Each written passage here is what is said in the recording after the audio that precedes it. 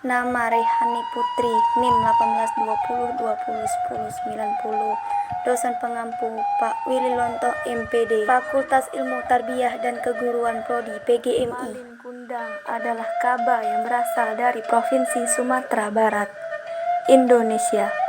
Legenda Malin Kundang berkisah tentang seorang anak yang berkata kepada ibunya dan karena itu dikutuk menjadi batu. Cerita rakyat yang mirip juga dapat ditemukan di negara-negara lain di Asia Tenggara. Legenda Malin Kundang telah memberi inspirasi bagi sebuah karya seni di pantai air manis Padang. Karya itu berbentuk pecahan kapal dan seseorang yang disebutkan sebagai Malin Kundang dalam posisi tertelungkup di pesisir pantai air manis, Kota Padang, Sumatera Barat. Bongkahan batu menggambarkan akhir hidup tokoh Malin Kundang, saudagar yang saat kedatangannya ke kampung halaman mendapat kutukan karena menolak mengakui ibunya. Keberadaan batu Malin Kundang telah memopulerkan pantai air manis, tempat latar legenda sebagai salah satu daya tarik wisata di Padang. Relief pada batu Malin Kundang sendiri dikerjakan pada tahun 1980-an. Hasil karya Dasril Bayras bersama Iben Zani Usman. Karena kepopulerannya, kisah Malin Kundang berkali-kali diolah dalam berbagai bentuk baik cerpen, drama.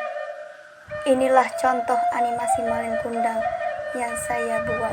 Selamat nonton. Kisah ini terjadi pada zaman dahulu di pesisir pantai Sumatera Barat. Dikisahkan ada sebuah keluarga yang hidup dalam kemiskinan. Untuk mengubah nasib, sang ayah pergi merantau, meninggalkan istri dan anak laki-lakinya yang bernama Malin Kundang. Hingga bertahun-tahun lamanya, sang ayah tak pernah pulang. Meskipun sedikit nakal, Malin termasuk anak yang cerdas. Setelah Malin dewasa, dia merasa kasihan kepada ibunya yang kerja membanting tulang sendirian.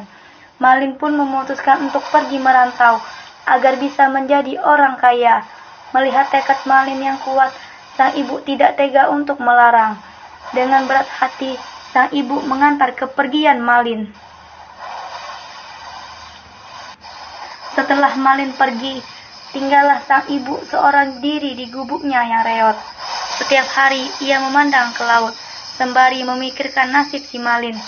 Malin telah begitu lama meninggalkannya, namun tak pernah sedikit pun memberi kabar. Setiap hari sang ibu berdoa agar Malin Kundang bisa pulang dengan keadaan yang sehat. Suatu hari, sang ibu bertemu dengan nahkoda kapal yang dulu ditumpangi Malin.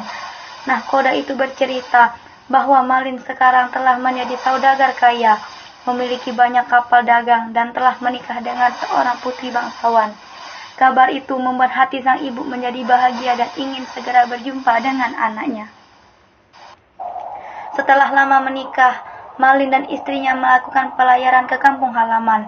Mereka menggunakan kapal yang sangat besar serta awal kapal yang begitu banyak.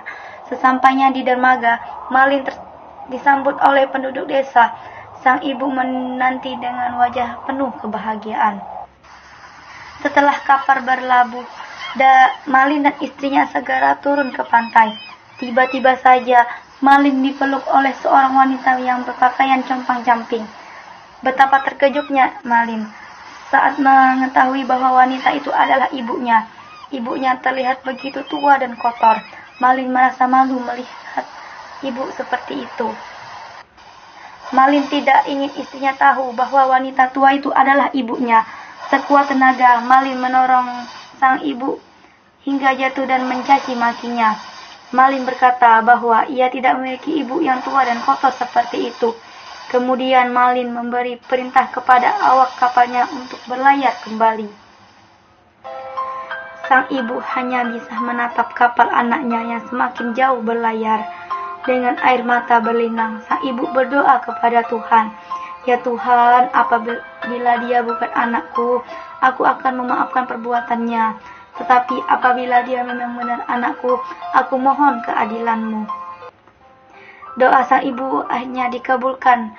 Badai yang begitu dahsyat datang menghadang. Kapal Malin hancur berkeping-keping karena menghantam batu karang. Istri dan semua awak kapalnya tak tertolong. Marin tertampar di daratan dan berubah menjadi batu. Itulah hukuman yang harus diterimanya karena durhakanya kepada ibu.